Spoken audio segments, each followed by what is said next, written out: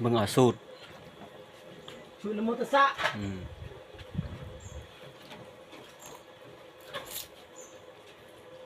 มีผักเสริมห้วยไส้นั่นสมัยยายบ่นั่นบ่สมัยบ่แม่นละสมายแนลซื้อ YouTube ค่อยหมุนมาเล่นอันคู่มือเลยวะ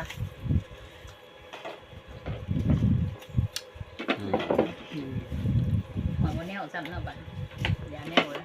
อย่าเล่นละมีเวลาเล่นแม่เฮ็ดยังลูกหล่ะปู้ลุยใจนายเฮ็ดนั่นนี่เนาะนี่เนาะเฮ็ดอะไรก็บ่ฮู้เลย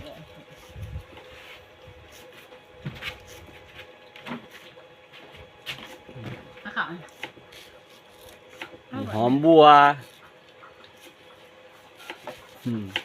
เบาะเขาหมดนั่นแหละเนาะผู้บิจักอันนี้มาลินฟ้าบ้านเฮามาลินไหม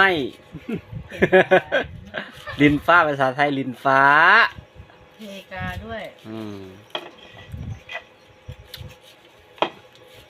ปลาเลือดเป็ด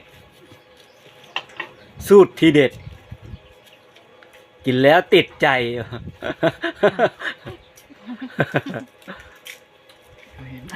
ใครอยากกินมาลองซิมมาเด้อมาลองซิมได้เป็ดก็มียังเป็ดยังหลายตัวอยู่ได้ซื้อได้บ่เคยฟรีได้ทำได้ซื้อได้บัดได้ซื้อได้มากินตอนนี้กินฟรีเพราะที่ได้เฮ็ดให้กินบ่ได้จ้างสร้างสร้างนี่บ่ได้จ้างเดี๋ยวต้องได้ซื้อเป็ดก่อนอันนี้น้ำละแต่ต้มแล้วต้มก่อนได้ทำเย็นก่อนได้อันนี้เลยอย่างไรนี่คือเลือดจากบง1 โบง2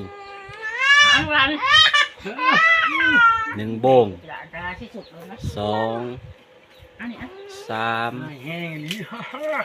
4 5 6 7 โบงแล้วก็เทลาดไปเลยบาดนี่ลาดมาโทษถึงกันมันจึงน่ากิน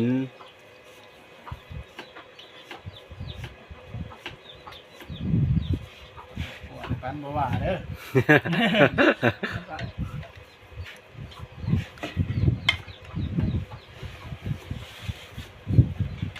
แล้วและสุดหนึ่งยังสุด2 สุดพิเศษ2 จาน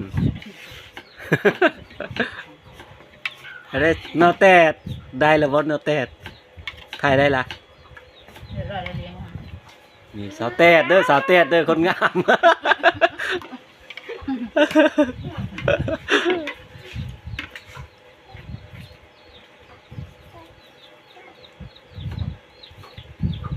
เห็นแต่เลี้ยง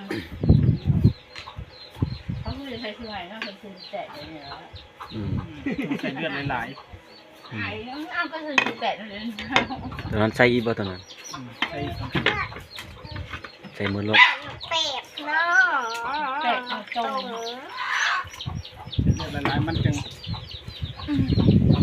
ตัวนี้สาวแตนน้อย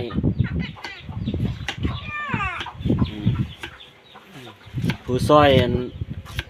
ผู้ซิคือภาษาผู้ไทยภาษาลาวผู้สิงไคภาษาไทยเด้ตะไคร้เอามันครบไปเลยภาคหลายภาคเลยนี่ลาวเทิงจะเขาเอิ้นเลยเลยโหจิงไข่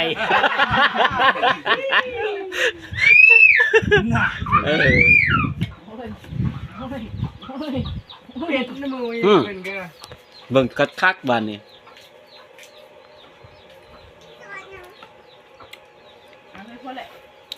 จางเข้มจางบ่เข้มนี่จางบ่เข้มพ่อจางบ่เข้ม